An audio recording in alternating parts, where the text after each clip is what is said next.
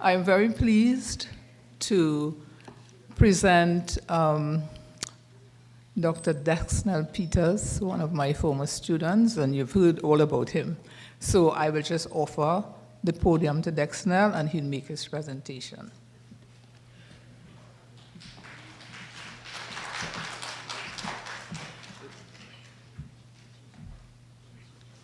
Okay, thank you. Okay, great. Just tell me when it's ready. Wonderful. Good. All right, well, it's quite a pleasure to be here today. There we go. Good. Nice. I have to start off talking today about capitalism and slavery, because I think it's very much connected to his Caribbean vision as well.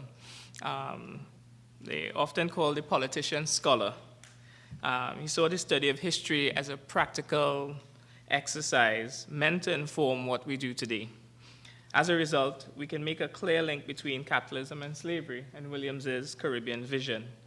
Commenting on his time in Oxford, he noted that, and I quote, "I decided deliberately to study the historical background in order to better tackle the problems of the present." Furthermore, Williams had a very clear agenda when he wrote the book, tailored specifically for the people of the Caribbean. I quote him again, "I have taken a political line in the book," he told the director of the UNC Press, "which West Indians more than anyone else needed to hear." He wanted Caribbean people to understand the role many of their ancestors played in the development of the British economy. Colin Palmer notes that Williams played a very active role in the promotion of the book when it appeared in November 1944. My review of the Jamaica Gleaner showed the book being advertised during the 1940s and 1950s. I have a quick sample of it right here from Sangster's book room, The Books You Long Wanted, and if you can see right here, Eric Williams' Capitalism and Slavery. So that was featured during the 1940s and 1950s. My look into the newspapers also showed political leaders and columnists regularly citing the book. In 1977, for example, the Gleaner published a transcript of Michael Manley's broadcast to Jamaica, where he described the great debt third world countries owed the international capitalist system. He noted that over the years, that system is taking out many times the figure from those same third world countries. As Eric Williams pointed out in his book, Capitalism and Slavery, the whole industrialization and development of England arose out of the surpluses produced by slaves in the West Indies. Most recently, Britain's Black Debt by Professor Hilary Beckles dedicated the book to Eric Williams, noting that his scholarship underpins much of the new book. The book makes a case for reparations for the English-speaking Caribbean. If we move on very quickly to looking at some of Williams's other books, in 1942, he published The Negro in the Caribbean. In its final chapter, we see some of Williams's earliest published thoughts on Caribbean integration. He notes, for example, that political federation was called for in the region, not only by economic considerations, but by every dictate of common sense. Not only political federation, but an economic federation of all Caribbean areas in the path of statesmanship in the future. He further goes on to make the claim for pan-Caribbean unity, inclusive of Cuba, Haiti, Dominican Republic, Puerto Rico, and the Virgin Islands, because he noted these islands have a common heritage of slavery, labor base essentially the same. He felt that Caribbean territories were burdened by the same problems, and that was it was time to pay more heed to the fundamental identities than to the incidental differences. From Columbus to Castro, Williams felt there was no history of the Caribbean area as a whole, and he attempted to write one. As I show here, Professor Bridget Brereton noted that it was an ambitious attempt to write a truly pan-Caribbean history. So in my presentation, I will focus on Williams's Caribbean vision in newspapers, primarily in the Jamaica Gleaner and the Trinidad Guardian. I'm especially concerned with two aspects: Williams as a committed protagonist of an integrated Caribbean, and his vision for this to be pan-Caribbean in composition. I will zone specifically in on three moments in the process: the West Indian Federation, Carifta, and CARICOM. I'm not focused on an assessment of the implementation process during this presentation, but merely to tease out the driving vision that prevailed throughout the entire process. Lastly, I will reflect on the legacy of Williams's Caribbean vision. So to quickly move on to the West Indian Federation, most of Williams's works were tailored towards public engagement. Similarly, Williams wanted the people to be close to the process of the formation of the Federation from the start. In a speech he gave in Woodford Square on the 5th of January 1956, he criticized the Trinidad government for failing to educate the people on federation. He noted, "You, the Trinidad government, have made no effort to consult the people of Trinidad and Tobago before committing them to the proposals you agreed to in London." The Federation came into being after a long process of negotiation between the Caribbean colonies, which persisted even after. Issues like the nature of the federal constitution, dominion status, or freedom of movement continued to warrant further discussions. In the midst of this, a 1960 Jamaica Gleaner editorial noted that Trinidad's premier, Dr. Eric Williams, is so right in much of what he says, but so wrong in some of the things he wants to do. Perhaps we can say that there was a general agreement over the broad vision or ideas that Williams, the scholar politician, who Barbadian Prime Minister Errol Barrow once called the philosopher of Caribbean integration, had long expressed. But the means of accomplishing this was a key issue. Generally, opinions varied across the Caribbean about the actions of the region's political leaders. In a December 2nd, 1992, Gleaner letter to the editor, we see a debate playing out where one letter writer questions the motives of Williams and Manley, saying that they sort of played the Federation and used it to gain independence.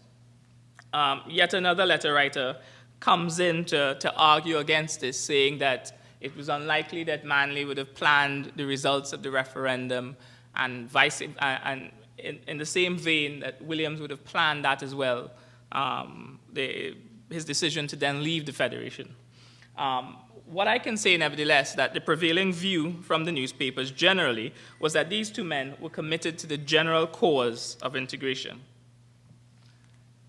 In fact, one clear point on the collapse of the Federation and accomplishment of independence in Trinidad and Tobago was that Williams wasted no time to continue efforts to achieving his vision of an integrated Caribbean. In his 1962 independence address, he noted that our neighbors, with all whom we are likely to have close associations in the next few years, the smallest and nearest as part of an independent unitary state, the larger and more distant as part of the wider and integrated Caribbean community. If political integration proved too difficult to accomplish at first, then Williams hoped economic integration could be a better start. He put forward a proposal for an economic community in the region. And so in a 1962 editorial in the Jamaica Gleaner noted that his proposal to create a Caribbean economic community deserves careful attention. It is all too good that the new leaders of the West Indies should be thinking about broadening horizons. It is encouraging to have one West Indian leader thinking about the long-term future of the Caribbean. He deserves practical support for his efforts. In another editorial by Ulrich Simmons, a year later, he credited Williams' initiative for helping to clear the air about a lot of matters which troubled the British West Indies after the breakup of the Federation, and for setting new goals and new trails along which these territories are likely to travel. In that respect, Dr. Williams has done a service to all concerned. Simmons also pointed out that Williams's increasing focus on pan-Caribbean integration. He commented that there was a kind of mutual outlook of Dr. Williams and Dr. Cheddi Jagan as well, that the Caribbean community should not be confined to the territories with British heritage, but should include those islands which have been influenced by France, Holland, and Spain. Similar to the Federation, Carifta was met with some anticipation and optimism. Ulrich Simmons also further noted in his editorial that it seemed to him that the spirit of federation and the hope for federation are not really dead in these West Indies. A Trinidad Guardian editorial noted that a stern regional interest was caused by the Carifta Plan. And yet another letter to the editor noted, while there were a few people that have some reservations about Carifta, it was generally accepted that the ideas behind it were basically sound, and that when put into practice, it will work for the benefit of everybody in the area. No doubt, Williams encouraged this renewed interest with his consistent regional focus.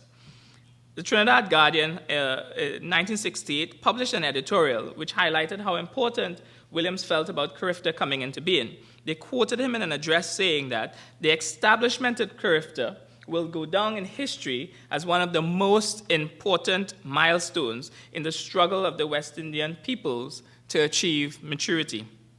On the establishment of Carifta, Williams quickly set out to continue pushing his pan-Caribbean vision. A July 1969 Gleaner report highlighted Williams's meeting with the French Foreign Minister, Maurice Chaumont, to discuss the possibility of associating Martinique and Guadeloupe in Carifta.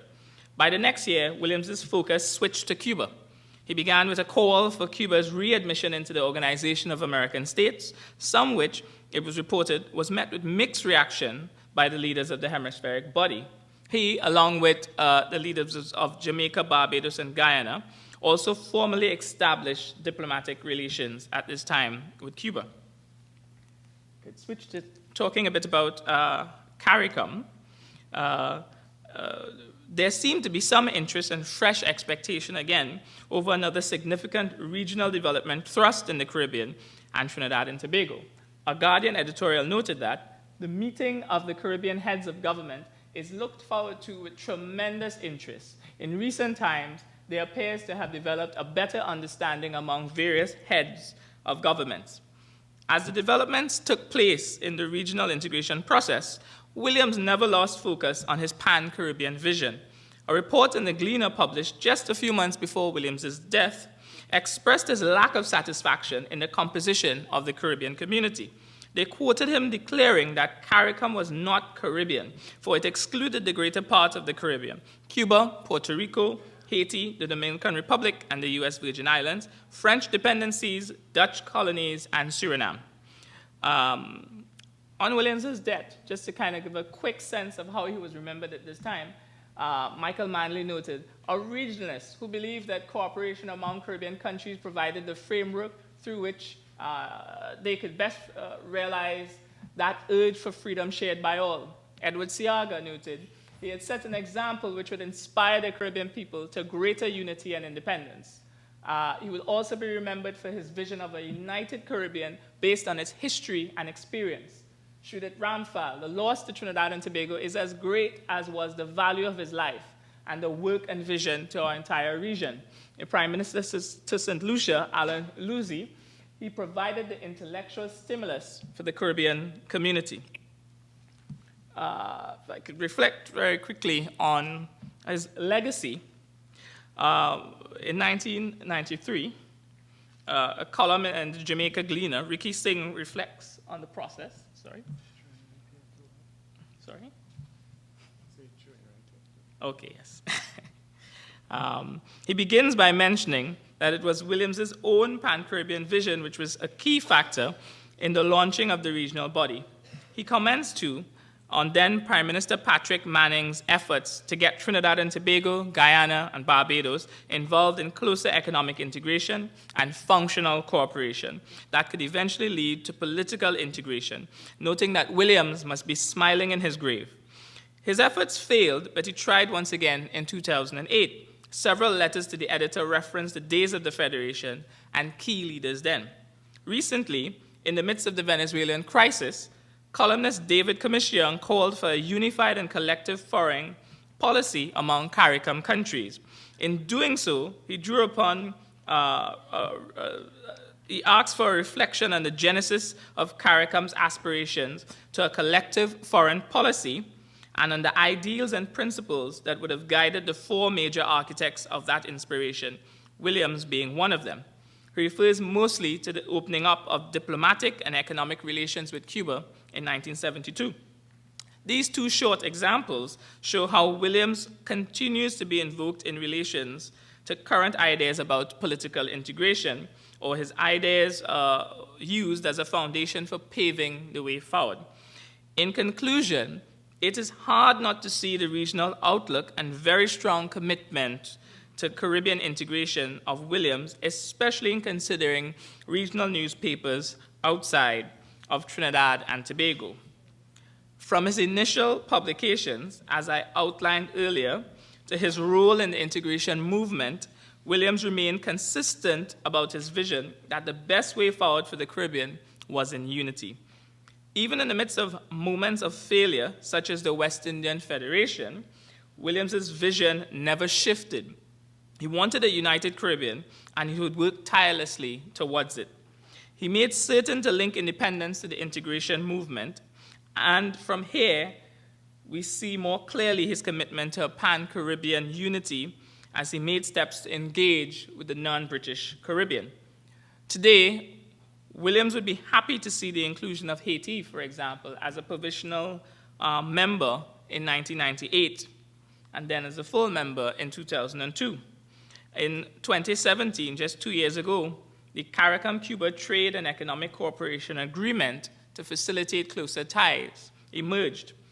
The Dutch Caribbean and Circum-Caribbean countries are as part of CARICOM as observers. Indeed, Williams's lingering connection to the integration movement is evidence of his strong vision and long-term efforts towards Caribbean unity. And even as I talk about Williams throughout this presentation, I note that he made a very important contribution to the integration movement, but the fruits of the movement are also marked by the contributions of several leaders across the Caribbean. And with that, I will end my presentation. Thank you very much.